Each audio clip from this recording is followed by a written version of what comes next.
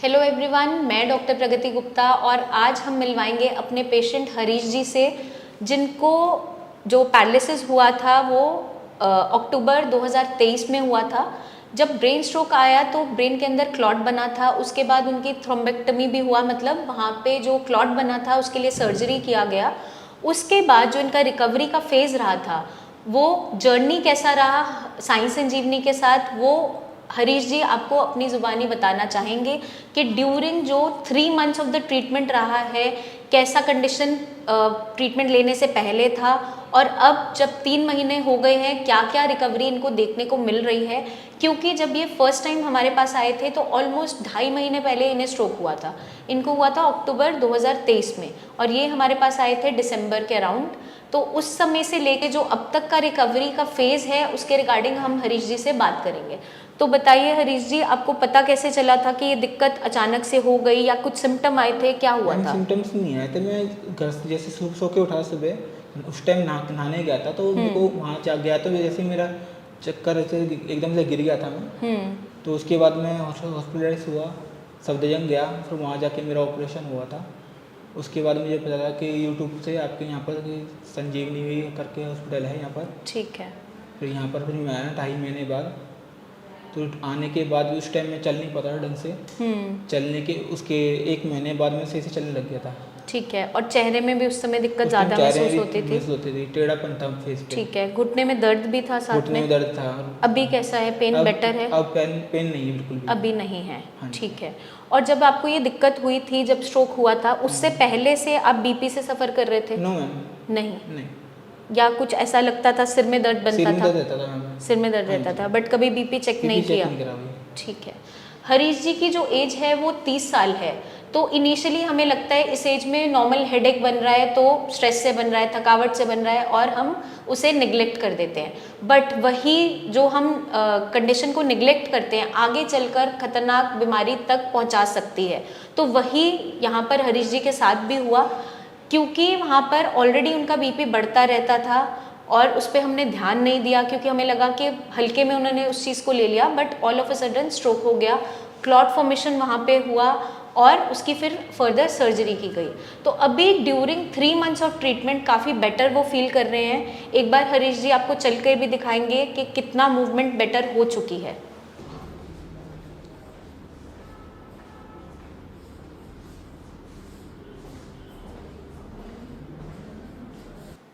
एक बार हाथ ऊपर करके दिखाइए हरीश जी, नीचे लाइए,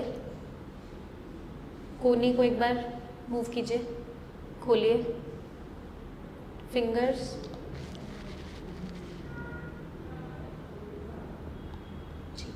तो ये जो 3 महीने का सफ़र रहा है साई संजीवनी की टीम के साथ, हमारे इलाज के दौरान हरीश जी की बहुत अच्छी रिकवरी आ चुकी है और आगे भी हम उम्मीद यही कर रहे हैं कि इनकी स्पीडी रिकवरी बनी रहे।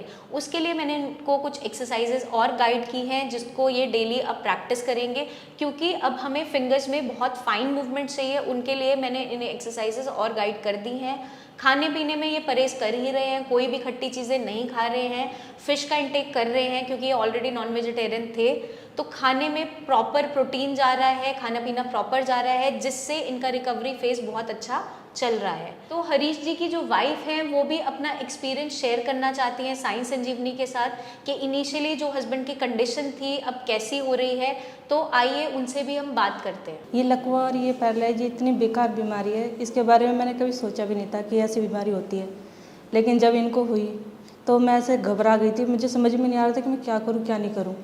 लेकिन फिर भी मैंने घर वालों को सपोर्ट करा, घर वालों को बोला और उसके बाद फिर इनको कैसे भी करके मैंने वो दवाइयाँ दी और उसके बाद भी फिर बाद में इनको कोई रिकवरी नहीं आ रही थी। फिर मैंने यहाँ पर यूट्यूब में देखा कि साई संजीवनी की भी कोई दवाई होती है और यहाँ पर बहुत अच्छी रिकवरी आती है।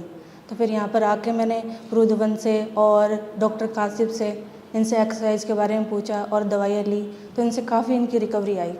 तो मैं यही कहना चाहती हूँ कि बस ये डॉक्टर ये रुद्रवन की दवाई और साई संजीवनी जो दवाई यहाँ से लेंगे वो भी जल्दी ठीक हो जाएंगे। जब भी किसी को लकवा होता है पेशेंट तो सफ़र करता ही है, साथ के साथ उसकी फैमिली भी सफ़र करती है। तो इन्होंने बहुत सपोर्ट किया ड्यूरिंग द ट्रीटमेंट फेज़, इन्हें एक्सरसाइजेज भी गाइड करती रहती हैं, हेल्प करवाती हैं, साथ के साथ पूरा सपोर्ट करती हैं, क्योंकि पेशेंट के कुछ इश्यूज़ ड्यूरिंग स्ट्रोक देखने को मिलते हैं। तो बहुत ही पेशेंस के साथ इन्होंने पूरा सफ़र तय किया है, अपने हस्बैंड के साथ पूरा रिकवरी का फेज़ निभाया है, तभी जाकर जो ये रिकवरी आपको आज देखने के लिए मिल रही है वो आज विजिबल है हरीश जी के एंड पे। तो मैं यही समझाती हूँ अपने सारे जितने भी पेशेंट्स हैं, उनके केयर टेकर्स हैं, कि पेशेंटली आपको अपने पेशेंट को हैंडल करना है, आपको भी निराश नहीं होना है और अपने पेशेंट को सपोर्ट करते रहना है कॉन्टिन्यूसली, उनकी विल पावर को बढ़ाए रखना है, एफर्ट लगाते रहना है, तभी जाके ये रिजल्ट्स हमें देखने को मिलते हैं और आज आपके सामने आपने देख भी लिया होगा। तो इसी के साथ जो ये बीमारी लकवा है, इससे हम निजात पा सकते हैं अगर आप एफर्ट लगाते हैं, सही गाइडेंस सही समय पे आपको मिल जाती है तो आप इससे निजात पा सकते हैं और जल्दी से जल्दी रिकवर हो सकते हैं। अगर आप भी इस बीमारी से सफ़र कर रहे हैं तो अपनी प्रेजेंट कंडीशन की वीडियो भेज सकते हैं, या आकर आप मिलना चाहें तो हमसे आकर भी मिल सकते हैं। जल्दी मिलेंगे हम आपसे, तब तक अपना खास ध्यान रखिए। Take care.